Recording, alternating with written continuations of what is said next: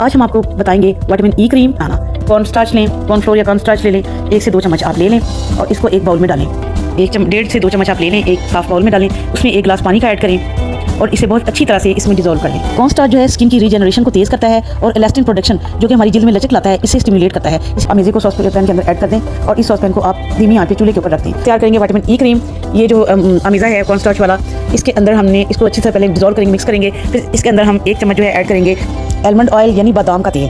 बादाम आप जानते हैं स्किन के सारे प्रॉब्लम्स हल करने की सलाहियत रखती हैं। ये इसका ऑयल स्किन को रिजुविनेट करता है, स्किन टोन को इंप्रूव करता है, स्किन की इलास्टिसिटी को बढ़ाकर रिंकल्स को इफेक्टिवली स्मूथ करके रिमूव कर देता है।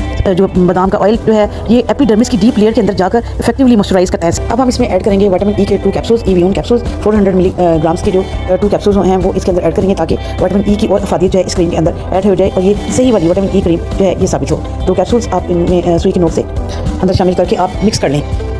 विटामिन ई क्रीम तैयार है।